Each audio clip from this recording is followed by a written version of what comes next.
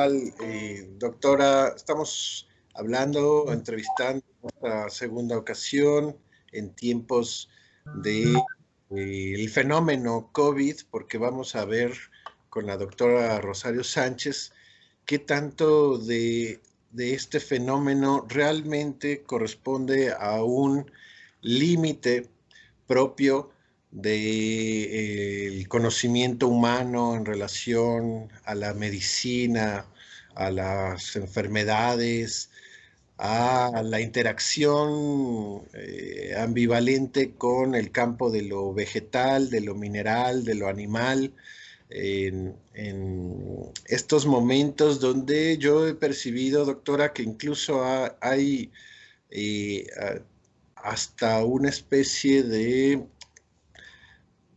extrema precaución o de alarmismo en relación a nuestra relación con los animales, en esta idea de que tenemos que tener cuidado de los virus que nos pueden transmitir los animales, incluso tomando en cuenta hasta dónde puede viajar por lo menos este virus que parece ser, que es lo que queremos preguntar, pareciera que es muy raro este virus, que puede estar, según el presidente de Tanzania, hasta en una papaya o en una cabra, en un experimento que él hizo, mandando muestras que dieron positivas en una papaya, en una cabra, independientemente de que si estemos de acuerdo o no con ese experimento, pues es público, lo publicó. Y la paranoia, porque hay incluso dibujos que ilustran la situación emocional de la gente, donde ponen las calles así como con globos de coronavirus volando por todos lados y incluso pues así algunos hasta con revólver, ¿no? Como si fuera esta una bala perdida que uno puede ahí pescar y que yo le comparto una impresión que yo tenía. Se me hace una manera de difundirnos, de proyectar un yo del hombre, del ser humano en el siglo XXI, como si no tuviera cuerpo, como si no tuviera un sistema inmunológico propio, necesario para habitar el planeta Tierra, desde que el hombre existe en este planeta, y que con estas ideas como la súper reciente en México de pensar una nueva normalidad o hacernos creer que realmente el mundo cambió, que la realidad cambió y que entonces admitir lo que para mí serían nuevas normativas, ¿no? Una normatividad de prevención, de higiene, que ya deberíamos de tener, pero incluso escuchando al doctor Gatell, él hablaba en una entrevista del no retorno a una normalidad, y tal vez pudiera ser eso bien calculado en términos políticos, sociales, económicos, pero en términos médicos, doctora, que es el campo donde usted es especialista y nos puede ilustrar y necesitamos un discurso de ese tipo ahora, aquí, para poder, por el bien de la comunidad, atemperar qué tanto de esto puede ser metafórico o qué tanto de plano no se ajusta a la realidad, como si no estuviéramos nosotros de por sí ya habituados a combatir los virus, las bacterias, los factores infecciosos, y que bueno, sería como decimos allá, una rayita más al tigre, esta, este virus que ya usted nos había dicho la vez pasada que realmente no es tan nuevo como nos hacen creer, ¿no? Que de por sí hay un furor por la palabra nueva, la palabra nuevo. Y desde el psicoanálisis decimos, bueno, pero lo nuevo cada vez dura menos tiempo. Eh, pero bueno, es el gusto por el nuevo smartphone, el nuevo carro, la nueva tecnología 5G, lo nuevo, lo nuevo, lo nuevo. Y ya esta humanidad actual le hacen creer que le decía, como si no tuviera un cuerpo, como si fuera él puro discurso, y le hacen creer que va a enfrentar un virus simplemente resguardándose o con un cubrebocas o con nuevas medidas.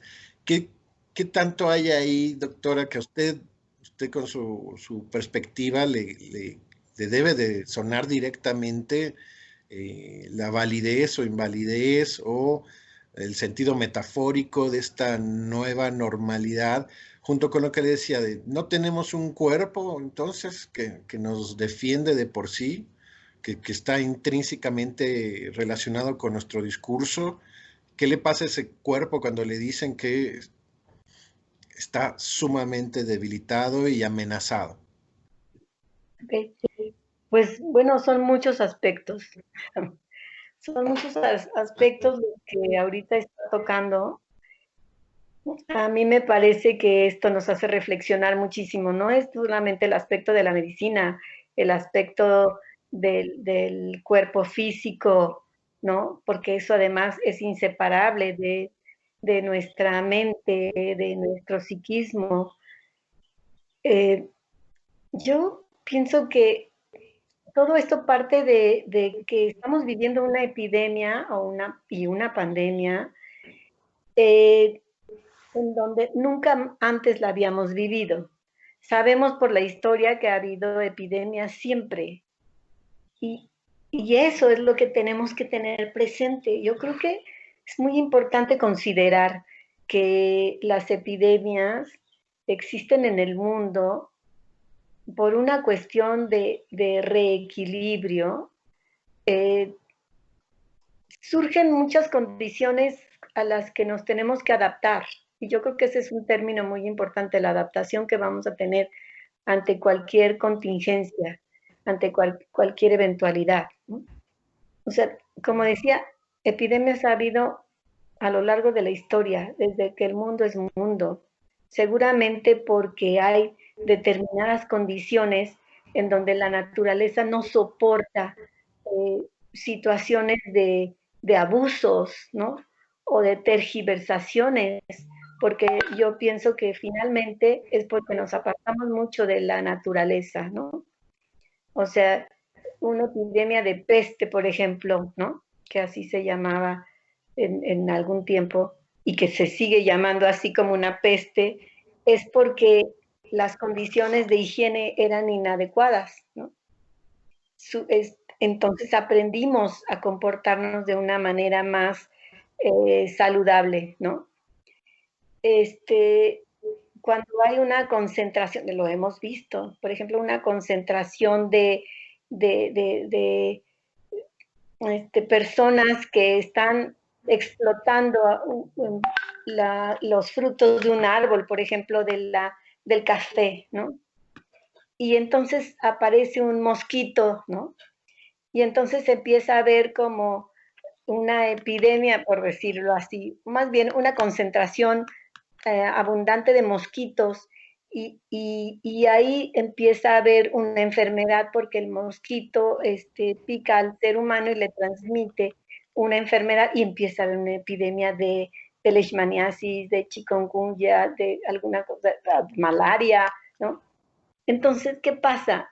Estamos nosotros de alguna manera incidiendo en el curso natural, en el curso de la naturaleza. El hombre no se adaptó tanto, está explotando un recurso natural y la naturaleza lo tiene que cobrar de alguna forma, ¿no?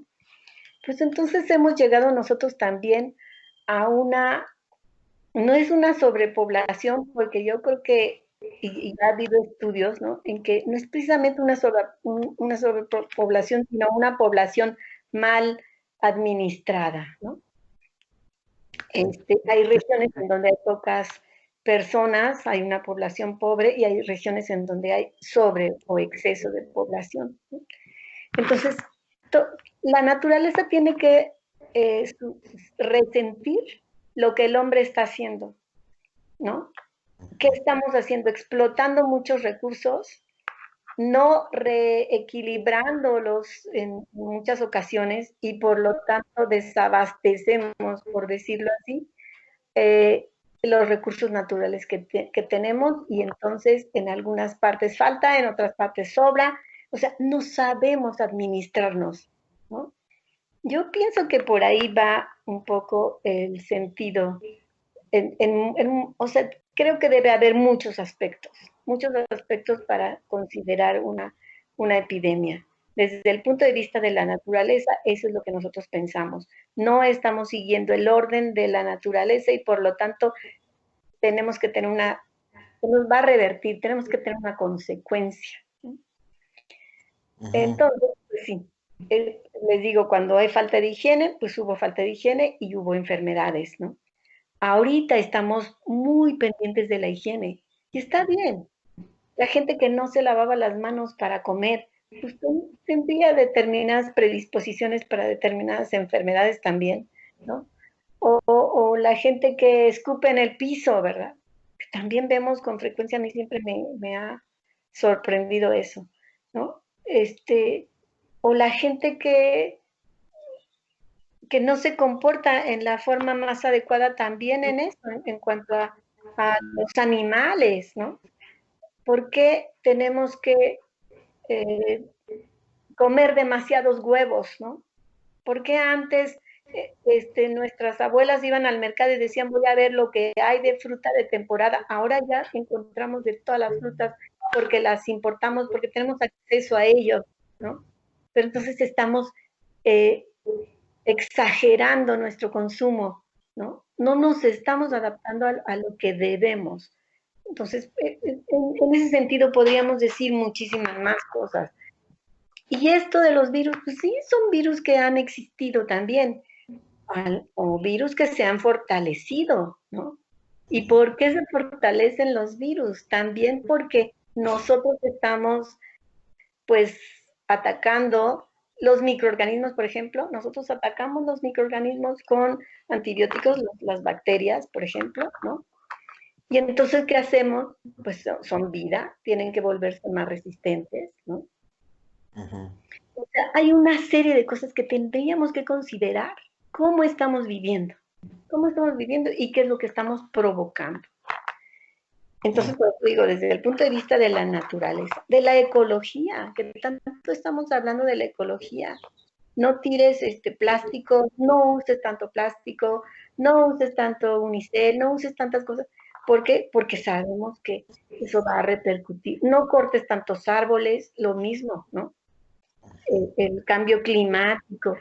Todo eso es ir en contra de la naturaleza, todo eso es no respetar la naturaleza y entonces vamos a tener enfermedades de diferentes tipos y cada vez tal vez peores. Entonces, esto de que si hay la posibilidad de que hayan alterado genéticamente el virus, no lo sé, podría ser o no. De todas maneras, los alteramos nosotros con nuestro propio comportamiento, ¿sí? Y entonces sí, tenemos una epidemia, no nada más en un lugar, sino en otro y en otro y en otro. Ahora es en todo el mundo. Tenemos que considerar eso. ¿Por qué está pasando eso? Ahora, el manejo de cómo se da la epidemia, pues cómo se da el manejo en cada país y en cada gobierno, ya es otro aspecto, ¿no? Ya es más político, económico. Yo no sé mucho de eso, entonces yo no puedo hablar de eso, pero también son manejos que provoca la gente, la propia idiosincrasia, ¿no? Las propias características del pueblo, ¿no? Es diferente cómo lo maneja Estados Unidos, cómo lo maneja Italia, cómo lo maneja España, cómo lo maneja Suecia, ¿no? Cada uno tiene diferentes puntos, entonces eso, te digo, yo no lo sé. Puedo estar o no de acuerdo, no me importa, pero mi punto de vista de cómo estamos, por qué estamos teniendo una enfermedad, pienso que es eso, alejándonos de la naturaleza. Desde lo psicológico ya veremos algunos otros aspectos, pero que me... Es verdad, ya desde la CAM podíamos ver cómo el discurso o lo real propio del discurso del ser humano se venía imponiendo o suplantando al real propio de la naturaleza y de los ciclos de los astros, y que ese quedaba suplantado, y decía él que ya no escuchamos a los astros, ¿no? Ya no los volteamos a ver, ya no los escuchamos. Más bien estaríamos escuchando otro tipo de real, pero provocado por el discurso humano. Tal vez tomando el ejemplo de lo que dice de tenemos ya frutas de todas las temporadas, todo el tiempo prácticamente, como la aparición y la intervención en la naturaleza, en lo real de la naturaleza, de transgénicos, de pollos con pechugas gigantes, ¿no? Ese es el que se impone y bueno, todas sus consecuencias, como la realidad de que ni Estados Unidos ni China cierran sus fábricas contaminantes en el planeta del 70%. Es cierto, ayer decía yo que más bien el virus ahora se las va a tener que ver con nuestra realidad, ¿no? O sea, saliendo del confinamiento, es la neurosis, el fantasma de cada uno de nosotros que se va a apoderar del virus y va a hacer de él lo que le convenga, lo que le venga bien, ¿no? No es tanto el virus ahí dominándonos realmente, o crear una defensa común, uniforme para combatirlo. Pero bueno, eso en relación a cómo cada quien va a utilizar la existencia de este virus en abstracto o en concreto en pos de su propia sintomatología eh, y en pos de sus propios fantasmas.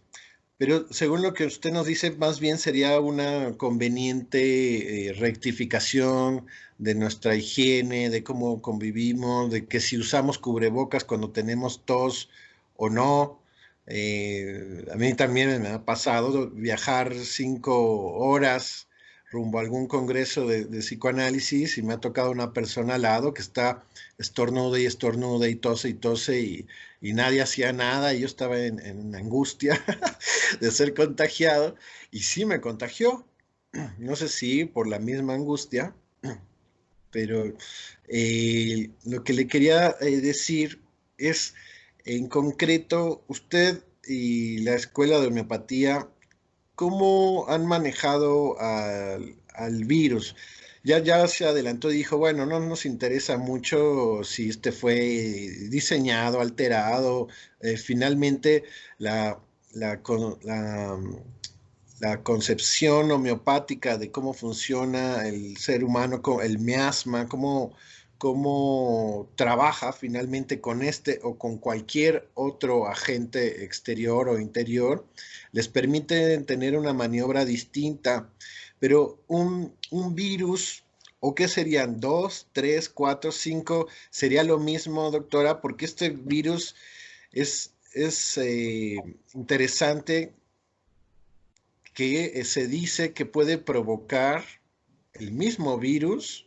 Esta es una pregunta. ¿El mismo virus puede provocar en el contagio una respuesta asintomática o puede provocar síntomas leves o puede provocar síntomas graves? Esa es una idea que nos dicen.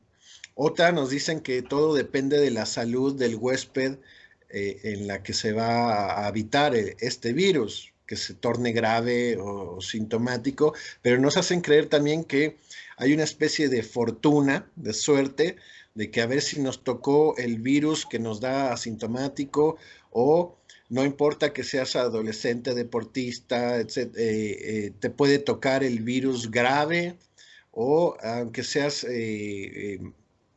diabético, si tienes suerte te puede tocar el virus asintomático. Hay esa confusión que es extraña y que probablemente desde la homeopatía no importe tanto eso porque ustedes toman ya la subjetivación que tiene el paciente alrededor de lo que le está ocurriendo, independientemente de que el virus sea el X, el Y o esté diseñado o no.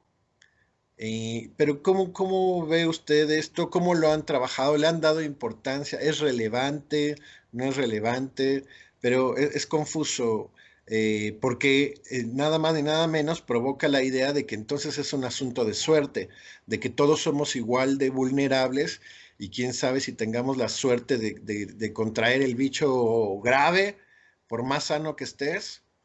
y se borran las diferencias, todos somos iguales, y entonces todos con cubrebocas, que no importa si estás sano o estás enfermo, de todas maneras usa el cubrebocas. Es así como hay una generalización que nos perturba y no nos da salida. Nada más en esta línea, en un video decía que en toda la historia de Estados Unidos nunca se había puesto en aislamiento, en cuarentena a los sanos. Ujú. Exacto. Yo también eso pienso.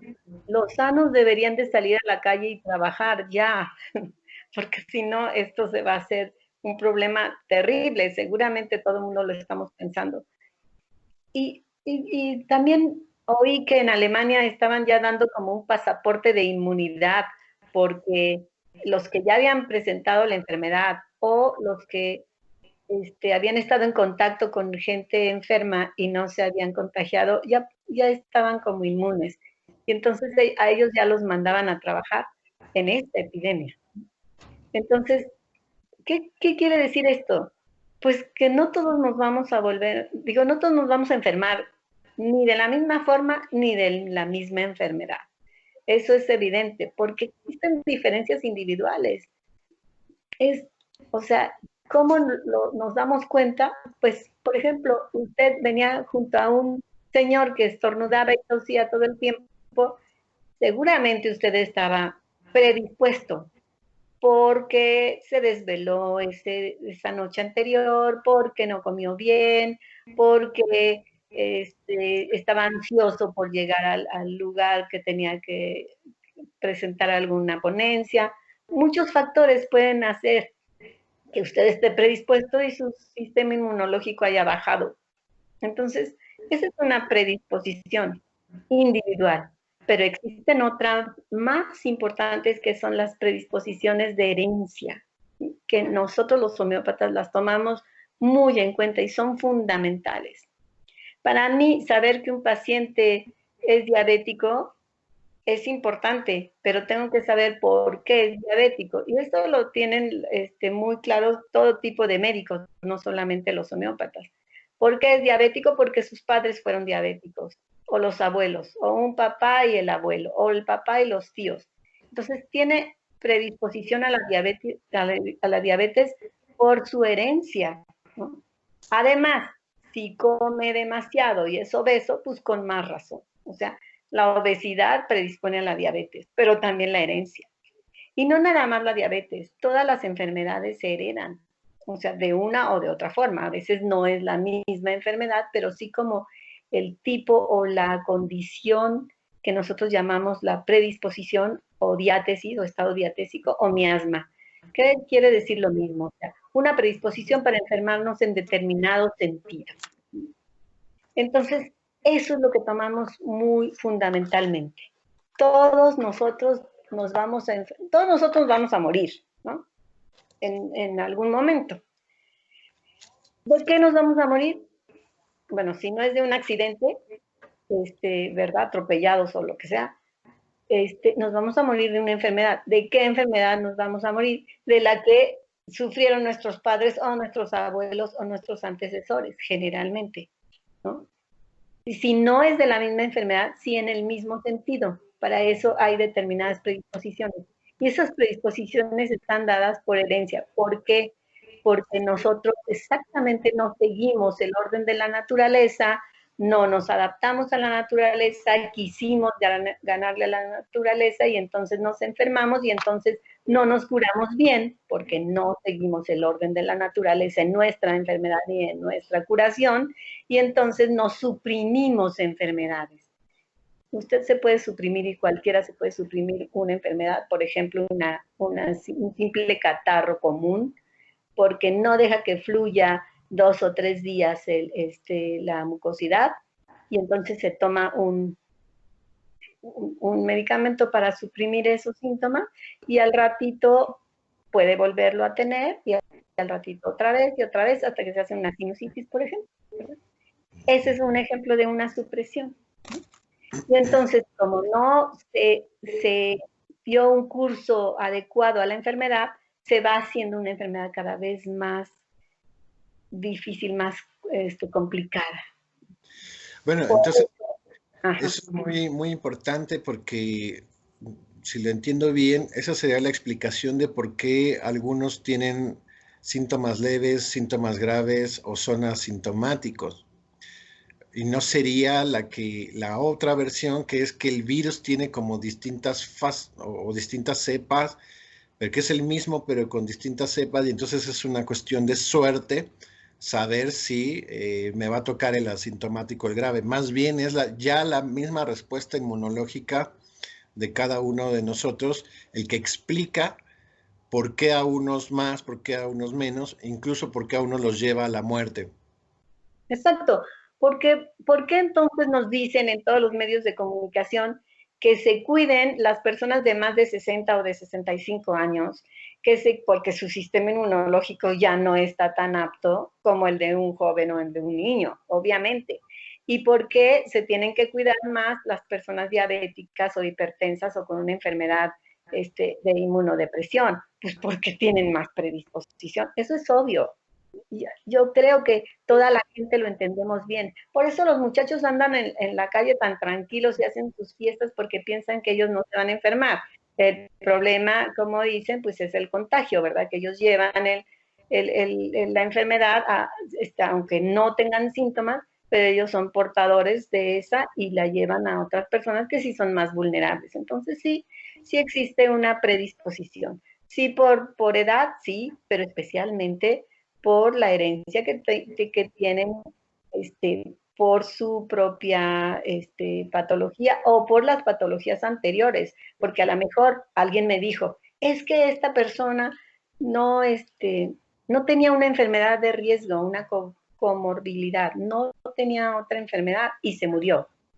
No tenía otra enfermedad, tenía la predisposición porque sus padres fueron diabéticos y además era un poco gordito, ¿no? Y no se cuidaba. Entonces sí tenía la predisposición y por eso se murió. No fue al azar. O sea, a fuerza tiene que haber una explicación, ¿no? No es como se apareció la Virgen en el hospital, no sé qué, es ser una proyección de alguien que quiso hacer un video y entonces todo el mundo está muy feliz.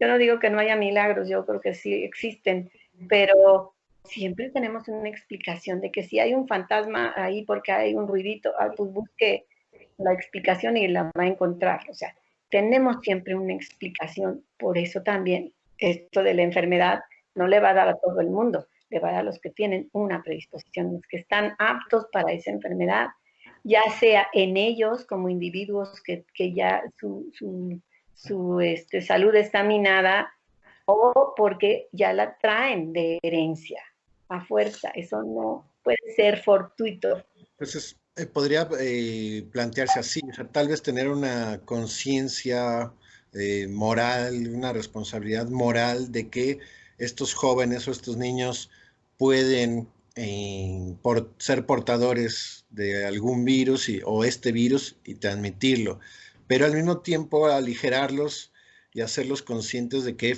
efectivamente no tienen por qué tener el mismo miedo, ¿no? El mismo miedo a morir, porque eso es lo que nos impactan, como que no, también los niños se mueren, también como el caso que usted dice, ¿no? También, aunque no había comorbilidad, eh, también se pueden morir, como si dependiera de la suerte de haber agarrado al bicho grave, ¿no? No, yo tuve un paciente, el primero que tuve de COVID, fue un paciente que estaba ya con fiebre cuando me llamó y se tomaba la temperatura cada hora, incluso ni dormía por estarse midiendo la fiebre. Y entonces hablé con él, le dije, a ver, vamos a ver cuáles son tus síntomas, le empecé a tomar su caso y ya le di medicamento y al segundo día que se empezó a sentir un poco mejor, le dije, a ver, deja de estarte tomando la fiebre cada hora, porque eso no te ayuda, ni descansas. Y no te vas a morir, porque ya revisé tu caso y tú no eres de las personas que se van a morir. En ese momento se empezó a mejorar muchísimo más, ¿no? Exacto. Y no es porque yo lo sugestioné, porque también dicen que la homeopatía cura por sugestión. Ojalá curáramos por sugestión, no tendríamos ni que gastar en medicamentos. No, el medicamento ya estaba empezando a actuar, pero yo le dije y le di la tranquilidad y le di las indicaciones. Oye, no puedes estar descansando si te despiertas cada hora para tomarte la temperatura. Entonces ya empezó a cambiar su manera de pensar y empezó a tomar el medicamento y a los 4 días, fue el 1 de abril, para el 4 de abril ya estaba bien, ¿no? Sí, Y él fue asmático de niño, entonces, pero se ha tratado con homeopatía, entonces ya no tenía el asma y funcionó perfecto, o sea, se curó rápido.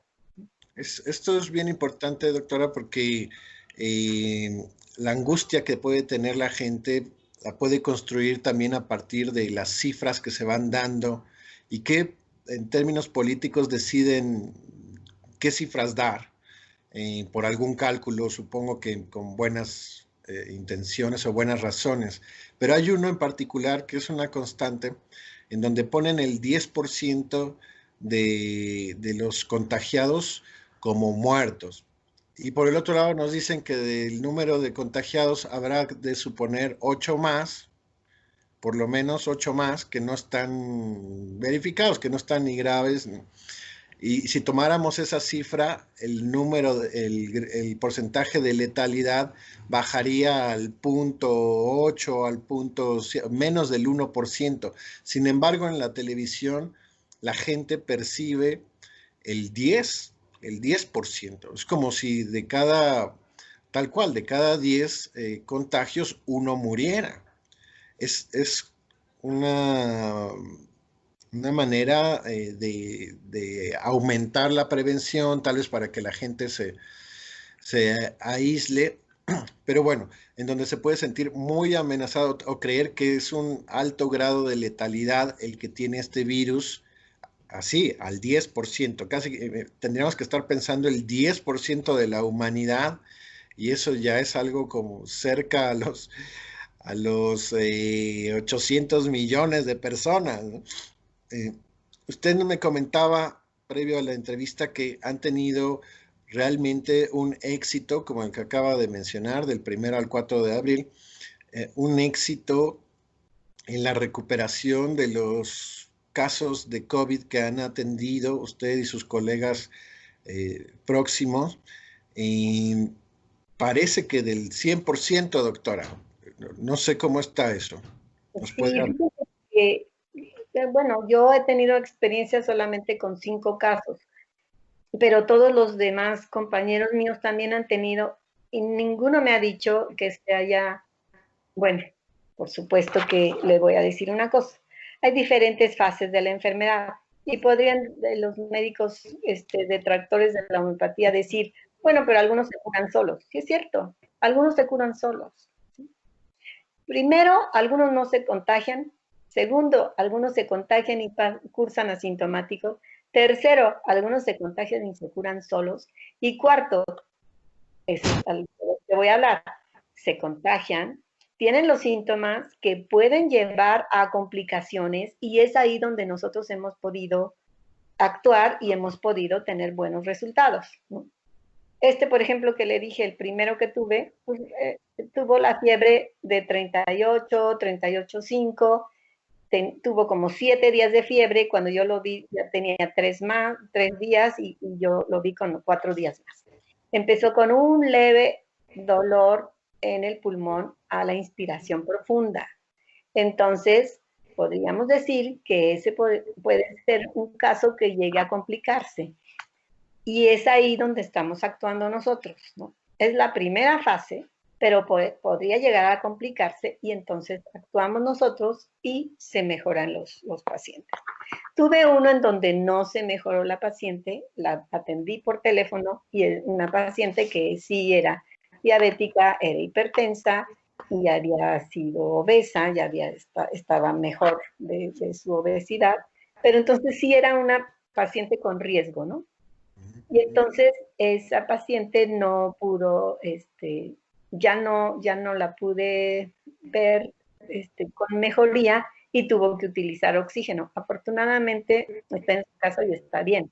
O sea que el medicamento también le pudo haber hecho un buen efecto, pero no se curó solamente con el medicamento, sino necesitó oxígeno. Respirador. Entonces ahí puedo decir que no fue un caso tan exitoso como los otros. Los otros tenían menos predisposición para enfermarse de algo más grave o para complicarse. Un muchacho de 18 años que siempre ha sido mi paciente desde que nació, pues entonces él salió tan fácilmente y sin ningún problema, también a los 3 o 4 días, ¿no? Y ayer me mandó un amigo un caso donde tengo el video de un paciente que ya tenía insuficiencia respiratoria y también lo trató él y ahí está en el video el primer día con el oxígeno y con una gran dificultad para respirar, el segundo día con menos dificultad y ya podía hablar, el tercero ya se sentía mejor y el cuarto ya se paró y ya dejó el oxígeno. Entonces, sí hay casos en que ya no es la primera fase, ya empieza como en la segunda y sí tenemos posibilidades, pero este muchacho, este señor de 49 años, es un señor, este señor no se fue al hospital, que además ni siquiera había cupo en el hospital. Y entonces empezó con datos de insuficiencia respiratoria y le pusieron oxígeno en su casa. Ahí es donde podemos actuar los homeópatas. Bueno, pero tienen, Secuencia. tienen el recurso del ventilador con todo derecho, ¿no? Porque el ventilador como un auxiliar vital en cierto momento puede ser suficiente o no, porque hay mucha gente que con todo y ventilador se muere, Sí, y en claro. este caso por lo menos también se ha necesitado el auxilio del ventilador, pero han logrado con el medicamento homeopático de suplemento, de base, poder atravesar la enfermedad, incluso ese grave que dice de la diabetes, ese era un caso muy grave que según estadísticas iba a ser muy difícil que sobreviviera y que muy probablemente si no se hubiera atendido con homeopatía no hubiera sobrevivido. Muy probablemente, no lo podemos asegurar, No, claro. pero, pero al menos bien, bien, qué bueno. Pero en términos generales lo han podido combatir bien Sí, y entonces nosotros quisimos ampliar más nuestras acciones y por eso ahora hemos creado un servicio de atención telefónica eh, para la gente que quiera atenderse, precisamente para evitar estas complicaciones y al final la saturación de los hospitales con casos graves, ¿verdad? Pero bueno, la saturación pues es algo más económico y político, pero más bien evitar las complicaciones. Entonces tenemos aquí en Homeopatía de México, pero también en el Hospital Nacional Homeopático, un servicio de médicos especialistas de aquí de Homeopatía de México, pero también de médicos que terminaron la licenciatura en la Escuela Nacional de Medicina Homeopática del Politécnico, que están dando servicio telefónico. Entonces, la gente que quiere y que se quiere también atender con homeopatía y que además tiene dudas de que si tiene síntomas del COVID o si es una influenza o si es una gripa o si es una amigdalitis o simplemente si están llenas de miedo y de terror, ¿no? Pueden hablar y nosotros con gusto les tomamos la llamada, les preguntamos cómo son sus síntomas, les damos nuestro diagnóstico y les damos una orientación homeopática. Puede tomar usted un medicamento homeopático por 3 o 4 días y después buscar un médico homeópata para que sea mejor su atención, ¿verdad? Porque nos preocupamos por la salud de la población en general, aunque el gobierno no nos tome muy en cuenta, a pesar de que somos médicos reconocidos oficialmente, pero la homeopatía ha sido muy desprestigiada y también un poco descuidada por nosotros, los homeópatas que a lo mejor no hemos tenido la curiosidad de estarnos manifestando con la regularidad y con el rigor necesario, ¿no? Sí, hay un desconocimiento, ¿no? También Sí, hay una desinformación, una ignorancia alrededor de lo que es la homeopatía. Por un lado, doctor, y por el otro lado, seguramente intereses políticos, económicos, de no querer aceptar los beneficios de la homeopatía. Por ejemplo, sabemos, y no hay que esconderlo, sabemos que sería un golpe muy fuerte a las farmacéuticas. O sea, hay que decirlo tal cual. Es un hecho y ese aspecto no solamente golpea a la homeopatía, sino a la humanidad en muchos sentidos. Eh, pero para informar, para tener cosas claras, dado que usted decía que es bien importante los antecedentes, la herencia genética en relación a la disposición que uno va teniendo para contraer un virus, más allá de la del instante, por el pánico, la angustia, la predisposición. Eh, Creo que es importante que la gente sepa el asunto de esa herencia, pero en términos positivos. ¿Qué le hereda una persona que se ha tratado homeopáticamente durante un periodo de su vida o durante toda su vida, cada vez más? Supongo cada vez más van a ver este tipo de pacientes como el que describe de 18 años, que durante toda su vida se han tratado con homeopatía, ¿no? Desde que estaban en el vientre. Eh, y hay un artículo ahí en su consultorio que habla, que dice algo así, si mal no recuerdo, que dice, la homeopatía se adelanta al genoma humano. Ujú. Y que leyendo el artículo justamente dice algo de este tipo, de lo que se puede heredar finalmente a través de los genes, o sea, como que los genes registran la transformación, me imagino que molecular que sufre por la intervención de la sustancia homeopática y la guarda en su memoria y la hereda también, así como hereda el mal, hereda, digamos que el bien. Esto sería bien importante saberlo, doctora, porque con estos términos de la nueva normalidad, que el virus está aquí y nos va a amenazar toda la vida, y todas las generaciones, y a los niños mismos, poniéndoles en una cantidad de medidas que tal vez su organismo no debería de tenerlo y con la aparente urgencia de demanda a propósito de las farmacéuticas y los laboratorios de recibir, por favor, como un milagro, como usted dice, eh, la vacuna,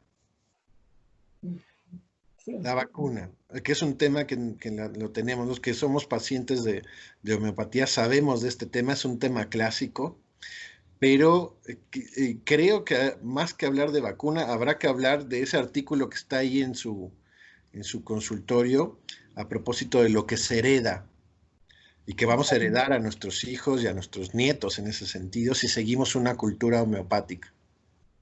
Exactamente. Pues bueno, es, es un tema apasionante, por supuesto, y es lo que nosotros tomamos más en cuenta cada vez que vemos a un paciente. O sea, el paciente viene con cualquier afección orgánica y psicológica también, obviamente. Pero el paciente viene para que le curemos de determinada enfermedad. Y entonces nosotros tomamos todos sus síntomas y vemos todas las condiciones que han desencadenado los síntomas Ujú. en él. Y también vemos de dónde viene. Como decíamos antes, pues los padres que han sufrido, los abuelos, los tíos, los hermanos, hasta donde sepamos de sus antecesores qué enfermedades han tenido. Entonces nosotros tomamos en cuenta todas esas predisposiciones, todas esas herencias y tomamos en cuenta lo que está padeciendo hoy. Lo que está padeciendo hoy a fuerza tiene que tener relación con lo que han padecido sus antecesores. Y entonces damos medicamentos para ir atenuando esas predisposiciones. Eso solamente lo hace la homeopatía. ¿Cómo? ¿Cómo lo hace? Eso es precisamente por lo que más nos han atacado a los homeópatas. Porque al principio que nada más había un microscopio mecánico, decían, un medicamento homeopático no se puede ver en el microscopio, no se puede ver qué sustancia tiene. Después vino el microscopio electrónico y algunas cosas se podían ver y otras no. Ahora con la resonancia magnética nuclear ya se pueden ver el orden de acomodación de las moléculas de una sustancia, como el alcohol, y luego el alcohol con medicamento homeopático, y es otro orden de acomodación de moléculas, por ejemplo, ¿no? Entonces ya se puede ir viendo que hay una sustancia en el alcohol que no es el alcohol mismo cuando hay un medicamento homeopático. De esa manera ya se puede empezar a comprobar que un medicamento tiene una sustancia a base de que energía, especialmente energía. Nosotros trabajamos con la energía de las sustancias, por eso es que podemos utilizar arsénico, que ahorita está de moda, por eso podemos utilizar la quesis, que es el veneno de una serpiente, por eso podemos utilizar azufre, por eso podemos utilizar mercurio, etcétera, o plantas medicinales que son venenosas, ¿no? Como la cicuta, etcétera. Entonces, por eso podemos utilizar todos los medicamentos y es maravilloso. Pero ¿qué utilizamos? Pues su energía. Y esa energía exactamente va a ir a estimular al organismo, al cuerpo. ¿A qué nivel? Pues a niveles insospechados, ¿no? Porque no va a actuar en el cuerpo nada más, va a actuar en la energía del propio enfermo. Ujú. Y bueno, ¿qué es lo que hacemos nosotros?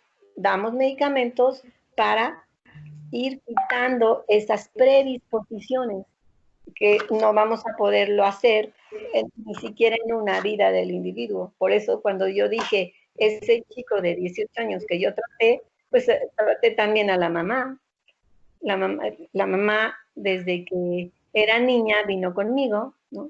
Y los abuelos de ese chico también vinieron conmigo, ya grandes, claro, ¿no? Porque no tengo tanta edad, pero esos papás también se trataron con homeopatía. Desgraciadamente llegaron tarde a la homeopatía porque ya los dos eran diabéticos. Fíjese, los dos abuelos abuelos maternos de este niño, diabéticos. La mamá no, la mamá no es diabética. La mamá es una mujer de 44 años, algo así, que tiene un buen estado de salud en general. Y el muchacho, que ya es la tercera generación que toma homeopatía, pues responde muchísimo más fácil a la homeopatía, ¿no? Y entonces, como yo traté a la mamá y la mamá es bastante sana, el niño también es bastante más sano. ¿Por qué? Porque vamos quitando esas predisposiciones, de alguna manera atenuándolas a través de la medicina homeopática, como actuando en la energía del propio paciente, en los cambios energéticos, porque ahora se ven cambios energéticos. Antes decíamos energía y decían, ay, ¿qué es eso? No es nada, ¿no? Ahora está mucho más avanzada la física y podemos entonces hablar de eso, ¿no?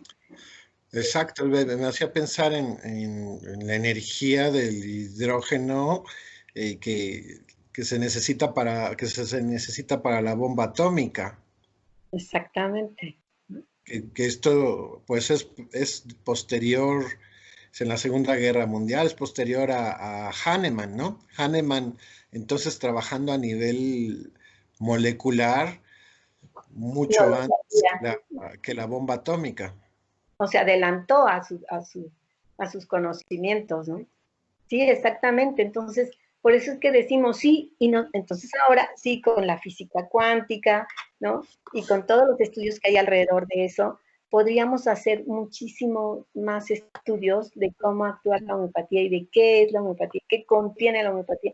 Pues se necesita mucho, es muy costoso seguramente, y sin embargo se están haciendo estudios hasta donde es posible, porque a nosotros no nos está un organismo, perdón, farmacológico, farmacéutico, no nos está financiando, ¿verdad? Entonces, que Bueno, haríamos maravillas con eso. puede ser esta crisis una oportunidad para que se redescubra la homeopatía en México. Sabemos de la Liga Internacional que nos comentó la vez pasada, pero por lo pronto en México ¿Y por qué no aprovechar esto para ver si es posible crear otra estrategia en conjunto, ¿no? En conjunto, porque siempre está, digamos, el fantasma de que, de la suplantación, ¿no? O sea, o la homeopatía o la alopatía, ¿no? Y más bien se trata de una coexistencia como en el psicoanálisis, o el psicoanálisis, o la psiquiatría, o la psicoterapia, y el psicoanálisis puede convivir con ellos.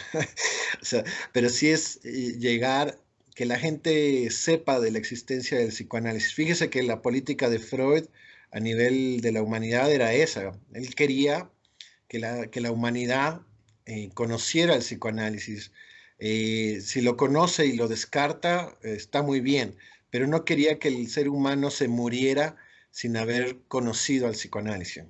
Creo que se puede aplicar igual a la homeopatía, es decir, que lo conozcan y si la aceptan, si la integran en su vida, bien, pero al menos que no se mueran sin haber conocido esta alternativa homeopática, y sobre todo en tiempos de epidemia, de crisis y de ya pensamientos como que decía que por favor, por milagro, aparezca una vacuna, porque es en parte desconocimiento, es demasiada fe, y por el otro lado es desconocimiento de los recursos que ya tenemos. Sí, y además ahora también hemos oído de que se está probando un plasma, ¿no? En donde los pacientes están eh, con la sangre de un paciente infectado, se puede hacer pues una especie de medicamento como si fuera una vacuna. Sin embargo, puede funcionar para algunos, para otros no. ¿Por qué? Porque cada uno somos diferentes. Por eso uno de los principios de la homeopatía es la individualidad. No podemos nosotros hacer, me hablaban de un nosode. Un nosode es un medicamento homeopático, pero elaborado a través de una secreción de un producto patológico. Por ejemplo, en este caso podríamos hacer de la secreción de la saliva o de la mucosa de la nariz un medicamento de esta epidemia. Y entonces sería el nosode de esta enfermedad. Y entonces dirían, ah, pues entonces eso actuaría casi como una vacuna, pero dinamizada de otra manera, y entonces sería mucho fabuloso, porque además nos tardaríamos poco tiempo para fabricarlo, muy poco tiempo. Pero no es así, tampoco va a funcionar para todos, porque cada uno necesita su propio medicamento, porque cada uno hace su enfermedad a su propio estilo, con sus propias características. Entonces, por eso es que la homeopatía no puede decir, no podemos decir, tienen un medicamento para esto. No, un medicamento para esta epidemia no, pero sí tenemos un medicamento que es el más usado en esta epidemia, por eso lo estamos utilizando como preventivo, porque es un medicamento que cubre la mayor parte de los síntomas de todos los enfermos que se han estudiado, y entonces decimos, tómeselo el que no se ha enfermado, para que produzca determinados síntomas insensibles en su cuerpo, porque son dosis muy pequeñitas, muy atenuadas, por decirlo así, que nosotros decimos dinamizadas, sufre los síntomas insensiblemente y entonces está protegido de la enfermedad. Por eso nosotros dijimos, brionía es el medicamento de genio epidémico, quiere decir que se le puede dar a la mayor parte de la población, ¿sí? Muy bien. Esto en diferente a la vacuna, ¿no? Yo no voy a hablar en contra ni a favor porque es un tema muy controvertido, pero sí es cierto que existe una individualidad, que no a todo mundo le va a hacer bien la misma sustancia ni el mismo medicamento. Eso es innegable, Sí, eso es evidente. eso es como la coexistencia, ¿no? O sea, existen las vacunas, pero otra cosa es pensar que es el único recurso, ¿no? O sea, está bien el recurso, pero contemplando la diferencia, poder utilizar otros recursos, ¿no?